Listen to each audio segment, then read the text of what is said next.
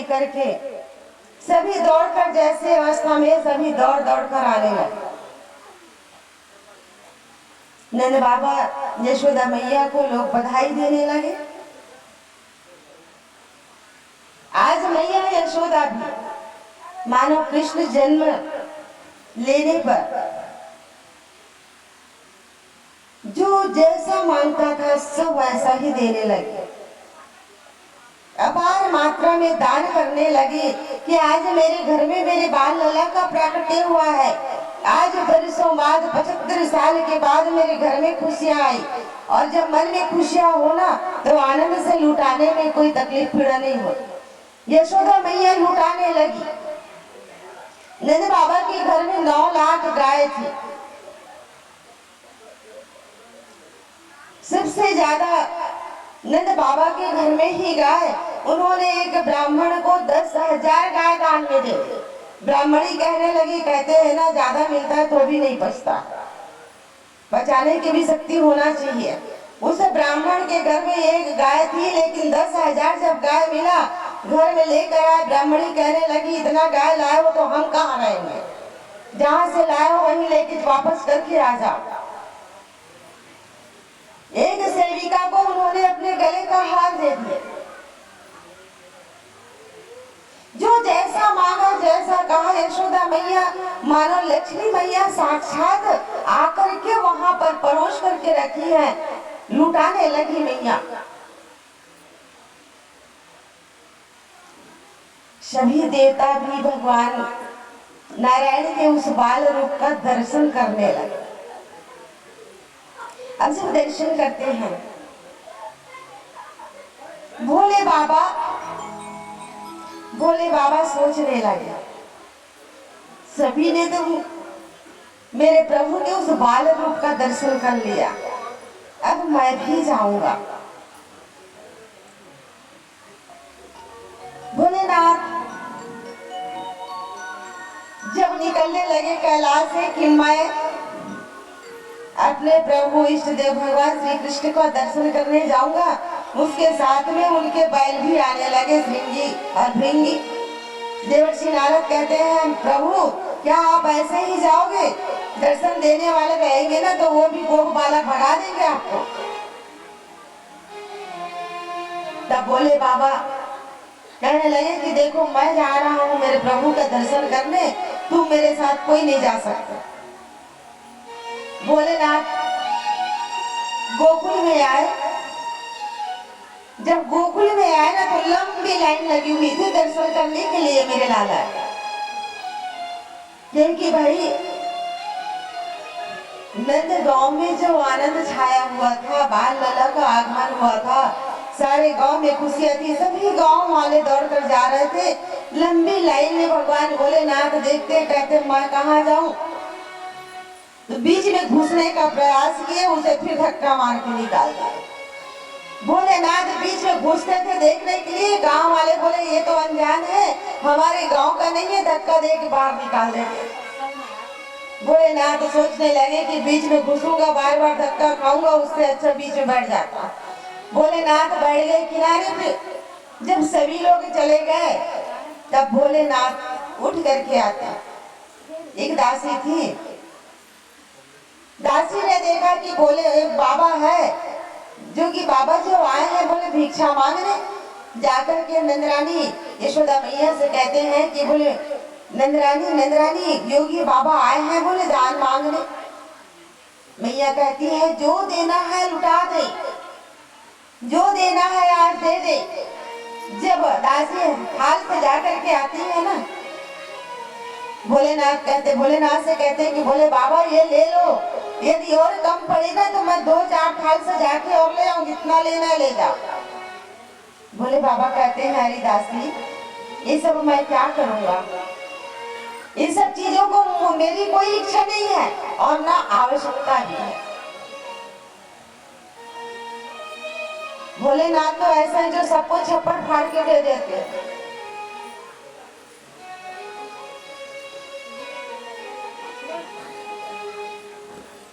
वो तो सभी को जो मांगोगे सब देने वाले भोलेनाथ, उसे भला किस चीज की आवश्यकता है? हाथ में कुछ नहीं रखते।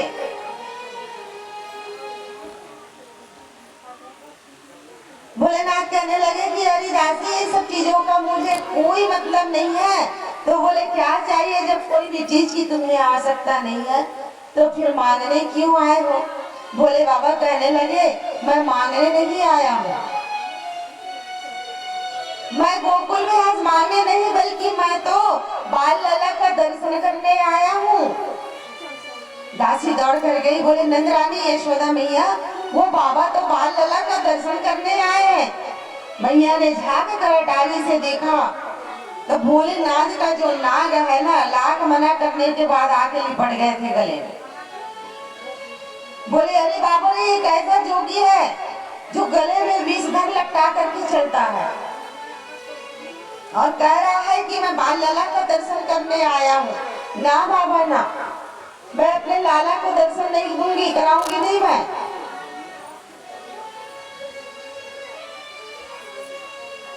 जाके बता दो, बोले जितना जो चाहिए, कमी है तो और ले जाए, लेकिन लाला का दर्शन करने का हट छोड़ दे।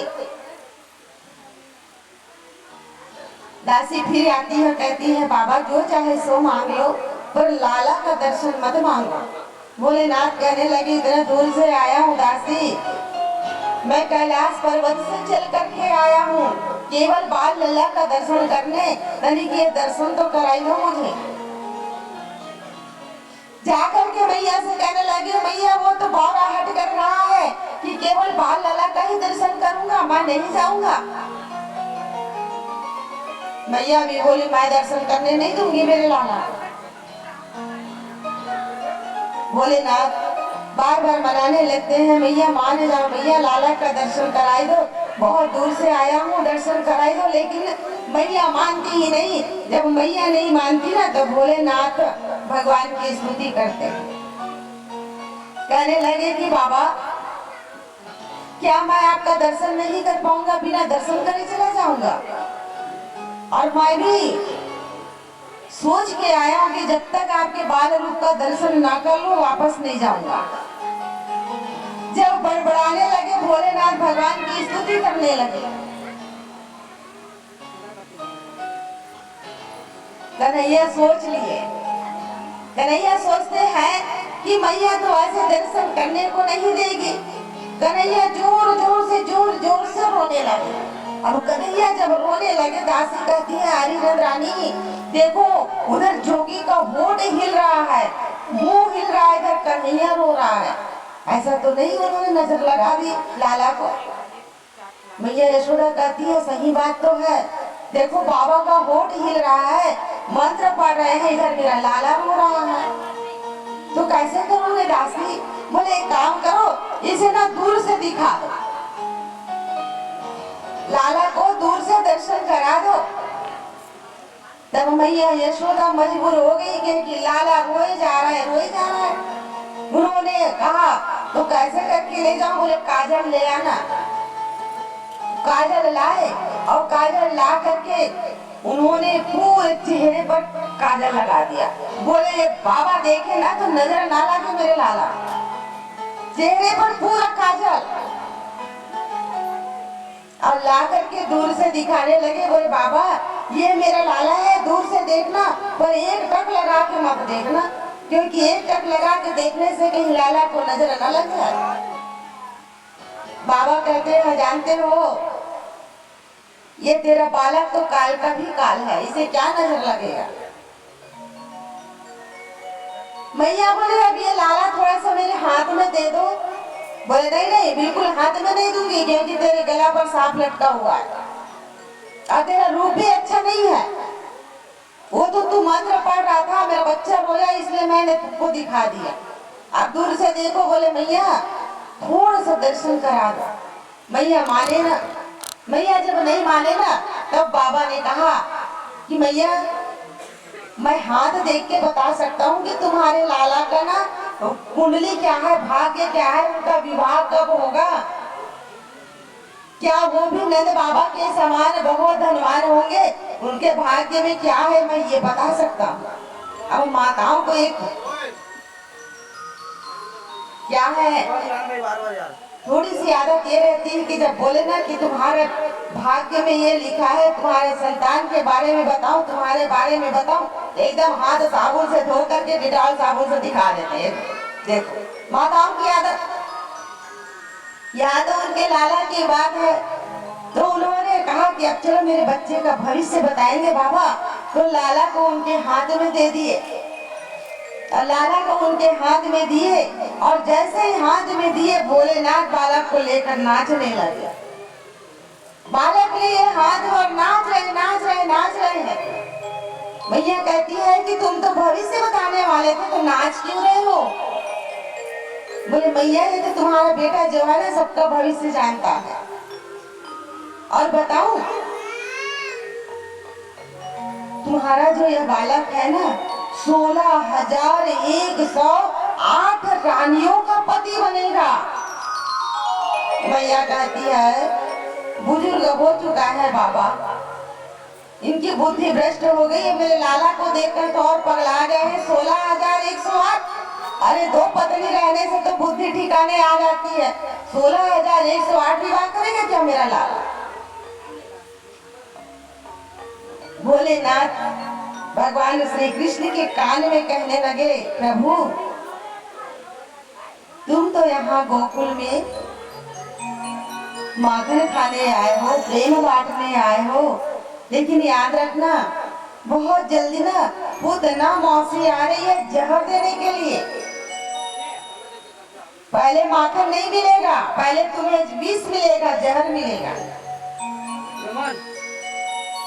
मेरे लाला कहते हैं कि बाबा तुम आ गए हो ना, मेरा काम माखन खाने का है, मेरा काम दही खाने का है।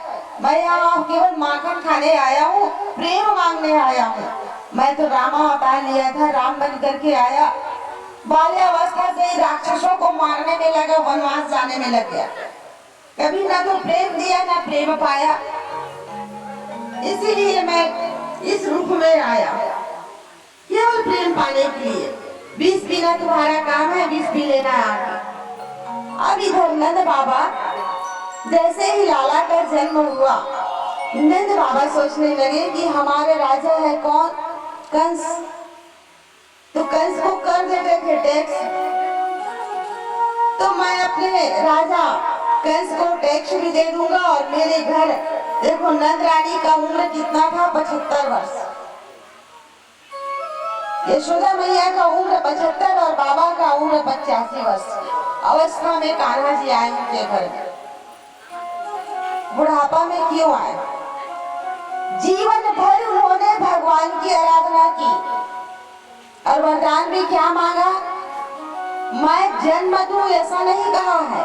यशोदा मैया कहने लगे कि प्रभु बाल रूप में आओगे तो मैं अपनी ममता आप पर लुटाऊंगी, आपके बाल रूप का दर्शन करना चाहती हूँ।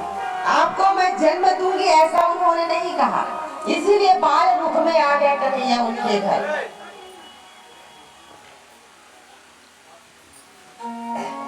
नंद बाबा सोचने लगे इतने बुढ़ापा में मेरे घर में संतान हुई तो क्यों ना मैं एक खुशखबरी बाबा को, अपने राजा को दूं। माखन लेकर के कहाँ पे आए? मथुरा में। मथुरा में जब आए ना कंस के घर में, कंस को प्रणाम किया और प्रणाम कर कहने लगे कि महाराज बोले मेरे घर मुझे पुत्र प्राप्त हुआ है, बुढ़ापे में मेरा बेटा हुआ है, इसलिए मैं आपसे आशीर्वाद लेने आया। कंस कौन था? कृष्ण के मामा थे ना, कंस कृष्ण के मामा थे। और नंद बाबा जब जाकर कहते हैं कि मेरे घर में बेटा हुआ है, आप आशीर्वाद दो। कंस कहते हैं कि जा बोले मैं तुम्हारे बेटे को आशीर्वाद देता हूँ, राजा बने, महाराजा बने और उनके शत्रुओं का शीघ्र विनाश हो जाए। और उनका शत्रु कौन था? स्वयं कंस। बड़ा था, मामा था। कहते हैं बड़े बुजुर्गों का आशीर्वाद लगता है, लेकिन वो तो दुर्बुद्धि, उसे क्या पता कि जिसे मैं आशीर्वाद दे रहा हूँ कि उसके शत्रुओं का नाश हो जाए, वो मैं ही हूँ। आशीर्वाद पा करके नंद बाबा वसुदेव से मिलने जाते हैं। उनसे कहते हैं कि वसुदेव मेरे घर में पुत्र हुआ। वसुदेव जानते थे कि उनका ही पुत्र है। कहने लगे कि मैं जानता हूँ वो मेरा पुत्र है, नंद बाबा सोचने लगे इनका जो 6 पुत्र मर चुका है, इसलिए वसुदेव बहुत दुखी है और मैं मित्र को मेरे बेटे को अपना बेटा कह रहा है, जबकि वसुदेव सही बोले कि ये मेरा पुत्र। इधर नंद बाबा मथुरा में थे उसी समय। कैसे को जब पता चला कि गोकुल कंस को जब पता चला कि देवकी का 8वां पुत्र का जन्म हो चुका है, उन्होंने पूतना को बुलाया। देखिए पूतना का अर्थ क्या है? पूत माने पवित्र और ना माने नहीं। जो पवित्र ना हो वो पूतना है। और पूतना कौन है? देख लेना, जो गांव में बहुत झगड़ा करती होगी ना, लड़ाई झगड़ा जिस घर में ज्यादा जो बहू करती है, जो सास करती है, बहुत बुराई निंदा करती है, अपने परिवार का सम्मान नहीं करती, वो कौन है? कौन है बता दो ना। वही तो पूतना है। आप देख लो भाई कौन कौन पूतना हो कि नहीं हो, ये हम नहीं बताएंगे, पर अपना विचार जरूर करना। ऐसा नहीं कि कल जाके पड़ोसी को बोले तुम पूतना हो, तो ऐसे में झगड़ा हो जाएगा। किसी को पूतना बोलने की आवश्यकता नहीं, अपने भीतर झांको कि क्या तुम दुर्योधन हो, क्या तुम धुंधकारी हो, क्या तुम पूतना हो, क्या तुम कंस हो, क्या तुम रावण हो। अपने भीतर प्रवेश करके, अपने भीतर झांक करके देखना, खुद ही उत्तर मिल जाएगा। कंस जो है पुतना को बुलाए, पुतना को बुलाकर कहने लगे कि अरे पुतना बोले मैंने सुना है कि देवकी का 8वां बालक जन्म ले चुका, तो एक काम करो, आसपास जितने भी बालक का जन्म हुआ है सबको मार डालो। अब एक कृष्ण के चक्कर में जितने भी बालक जन्म लिए थे आसपास, सबका वध पुतना ने कर दिया। जब वापस आ रहे थे उन्हें पता चला कि अरे गोकुल में भी एक बालक का जन्म हुआ है नंद बाबा के घर में। तब पूतना जो है गोकुल में आई और गोकुल में आकर के अपना रूप बदल लिया। बहुत सुंदर गोपी का रूप धारण किया और गोपी का रूप धारण करके यशोदा के द्वार पर आई और आकर चिल्लाने लगे, अरे दीदी बोले देखो मैं तुम्हारी ना चचेरी बहन हूँ। यशोदा सोचती नहीं चचेरी बहन, मेरी तो कोई बहन नहीं है भाई, ये कहाँ से बहन हो गई। लेकिन दूसरों का आदर करने वाली, सम्मान करने वाली यशोदा कहती चाहे जो भी हो, मेरे घर बहन बनकर आई है तो मेरी बहन ही होगी। उनका सम्मान किया, उनको बिठाया, पूछने लगी कि अरे बहन जब तुम मेरी बहन हो तो मेरी शादी में क्यों नहीं आई थी? बोले शादी के समय तो मेरा ही शादी हो रहा था, तो कैसे आती? अब यशोदा मान गई कि ये मेरी बहन है। उन्होंने कहा कि चलो अच्छा है, ठहरो मैं तुम्हारे लिए भोजन तैयार करती हूँ।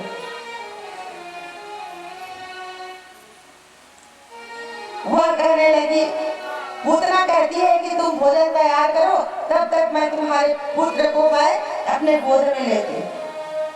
पूतना बाल लला को अपने गोद पर रखती हूँ। यशोदा मैया भीतर गई, इधर लाला को पूतना ने पाया और पूतना पा करके अपने वक्त स्थल पर उन्होंने विष लगा कर आया और कहने लगी कि अरे कान्हा, अरे लाला तू दूध पी ले और तू मुक्त हो जा। भगवान से कहते हैं देखो पूतना, अरे लाला तू मेरा दूध पी ले और तू यहाँ से मुक्त हो जा। भगवान मन ही मन मुस्कुरा रहे हैं। वह पूतना जो है बालक लाला को दूध पिलाती है। लाला को जब दूध पिलाती है, लाला दूध पी रहे हैं और दूध पीते ही पीते मानो उनका प्राण ले रहे हैं। मन में सोचते हैं कि तुम मौसी बन करके आई हो। मासी मतलब माँ के समान। जब तुम मासी बन करके आई हो, मेरी माँ के समान, मारने तो आई हो, लेकिन तुम्हें इस दैत्य योनि से मैं तुम्हें मुक्त करूंगा। मानो दूध पीते पीते उनका प्राण खींचने लगे। पूतना जोर से चिल्लाई, अरे लाला छोड़ मुझे, अरे लाला छोड़ मुझे। लाला कहते हैं मौसी मेरी मैया यशोदा मैया ने ना पकड़ना सिखाया है, मुझे छोड़ना नहीं सिखाया। मैं जिसको पकड़ लेता हूँ उसको छोड़ता नहीं, लेकिन ऐसे पकड़ते नहीं है कान्हा। और जिसको पकड़ लिए तो समझो उनका कल्याण हो गया। मीरा थी ना, मीराबाई सभी जानते हैं, भक्त थी। जिंदगी भर कष्ट उठाती रही, कांटों में उलझती रही, वन में उलझती रही, कभी मेरे लाला ने उनको दर्शन नहीं दिया।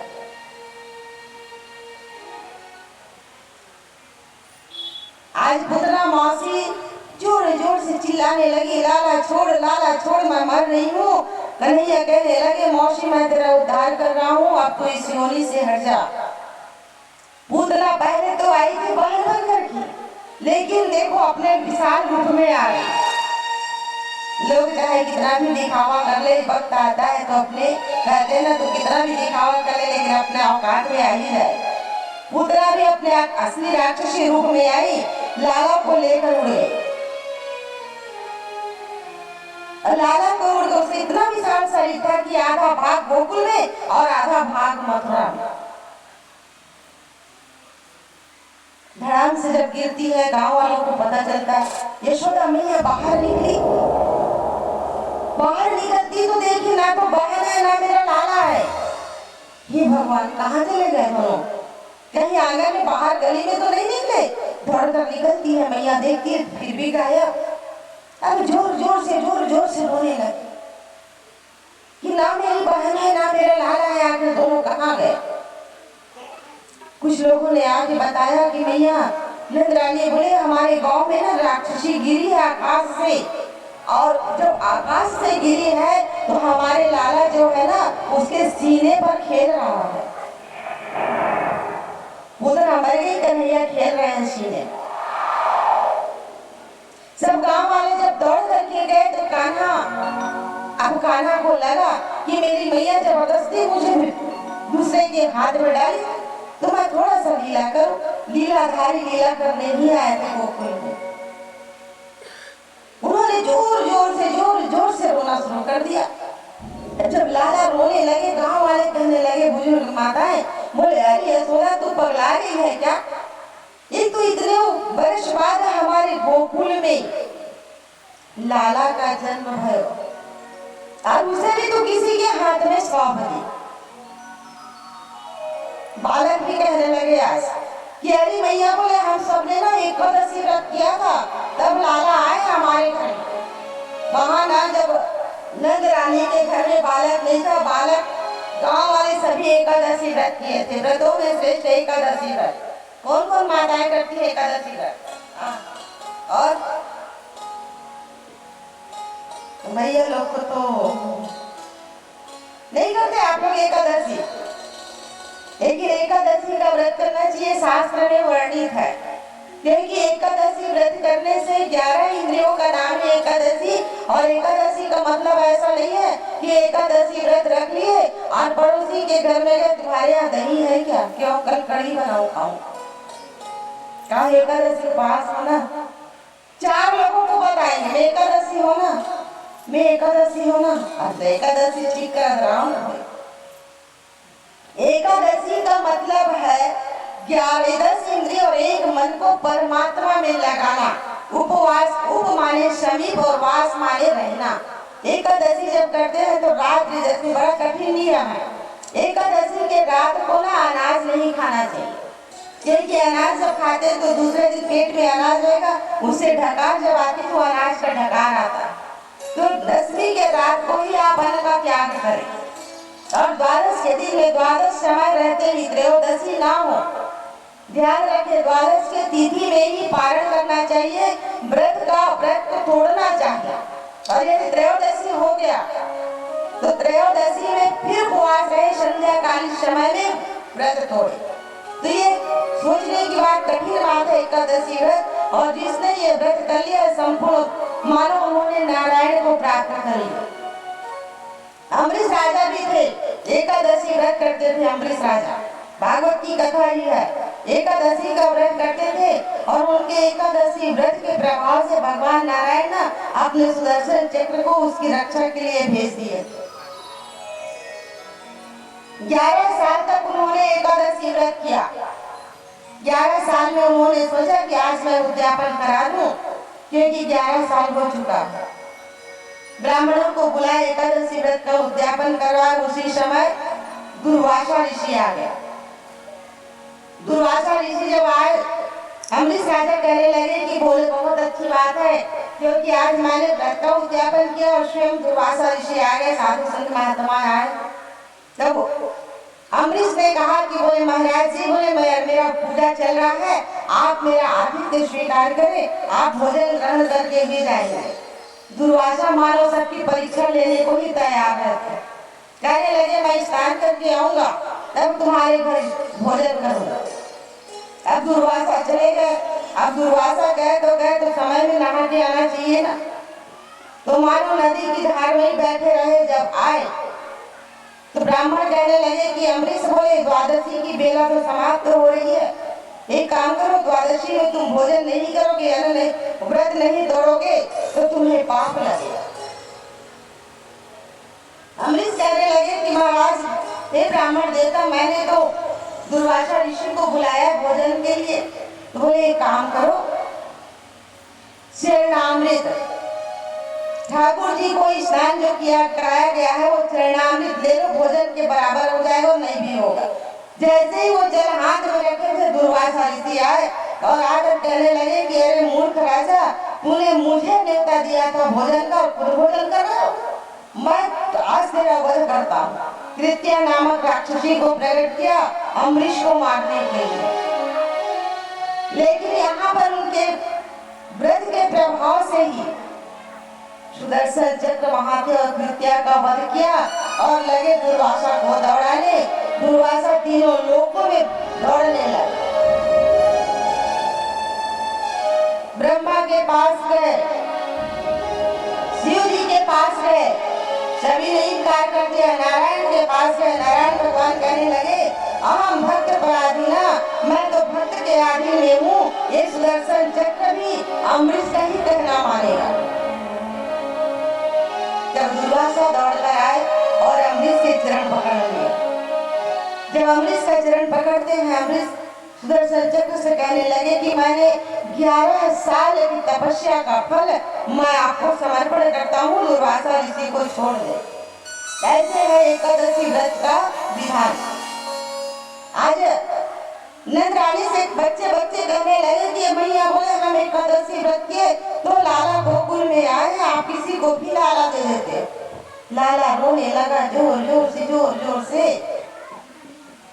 एक माता कहने लगी कि लाला को ना राक्षसी का नजर लग गया। अब नजर लगा है तो बोले इसको नजर उतार दो, घर में लाए बालक को गौमूत्र से स्नान करवा। कन्हैया को गंगी गाय का एक नाम था बछड़े का, गंगी उसके गौमूत्र से उसको स्नान कराए, साबुन से नहीं। और गौमूत्र का बहुत बड़ा फायदा भी है। गौमूत्र जो प्रतिदिन जो ग्रहण करता है, उसे जीवन में कभी कोई भी बीमारी नहीं होती। इतना प्रमाण है गौमूत्र का। तुलसी दल और गौमूत्र, जिसने भी गौमूत्र ग्रहण किया है, कैंसर जैसे बीमारी भी नष्ट हो जाता है। और जिसने तुलसी दल, खाली पेट में आप 2 तुलसी का पत्ता रोज सेवन करेंगे, आपको कोई बीमारी नहीं होगी। गौमूत्र से भगवान कृष्ण को स्नान कराया गया। एक माता कहती है काम करो, मिर्ची से नजर उतारो। मिर्ची से नजर उतारा, फिर भी कन्हैया रो रहे, लीला कर रहे हैं।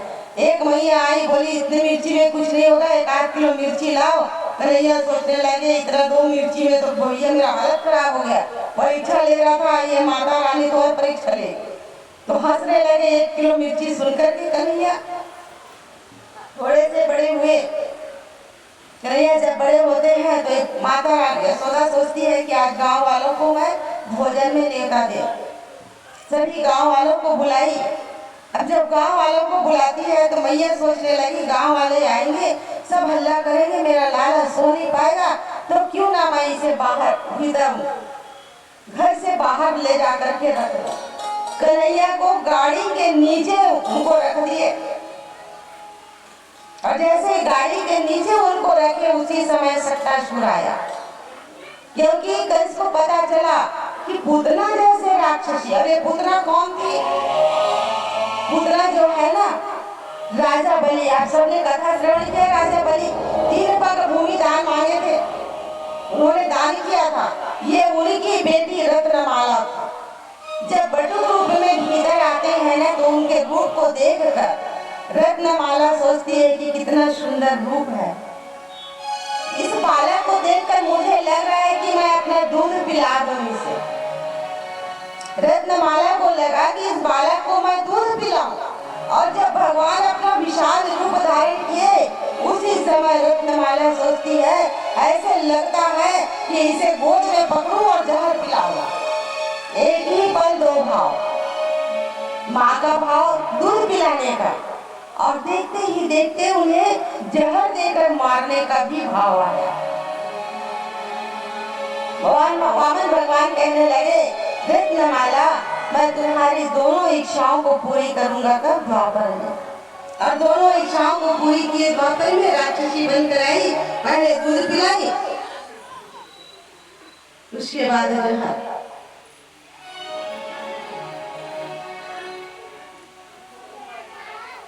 सक्टासुर आए, सक्टासुर का भी उन्होंने नाश कर दिया। तृणावर्त आए, तृणावर्त को भी उन्होंने मार दिया। अब तो पूरा भरोसा होने लगा कि कहीं ये भी तो देवकी का पुत्र नहीं है। जो भी जाता है सबको मार डालता है। कन्हैया भी सोचने लगे कि मामा भेज दो, जितना खिलौना भेजना है। मामा वो खिलौना तो दे नहीं सकते तो यही खिलौना देते जाओ। अब यशोदा मैया सोचने लगी कि बोले कैसे है, बोले ये मेरे बालक के पीछे पड़े हुए हैं। दैत्य बार बार आता है, बार बार मेरे बच्चे ऊपर आक्रमण करता है। आज माता यशोदा जो है भगवान नारायण के पास जाती है और भगवान नारायण के पास जाकर प्रार्थना करने लगी कि बोले प्रभु छोटा सा मेरा बालक मात्र 108 दिन का हुआ है और देखो विशाल राक्षसी आई, ये राक्षस भी आए। एक राक्षस तो ऐसा था कि बवंडर बन करके आया और मेरे बेटे को ही आकाश में उड़ाने चला था। तो ये सब कैसे हो रहा है, क्यों हो रहा है? हे भगवान मेरे बच्चे की रक्षा करो। और हाथ जोड़कर प्रार्थना करने लगी। आइए हम भी भगवान से प्रार्थना करते हैं, आगे की तरफ। बोल वृंदावन बिहारी लाल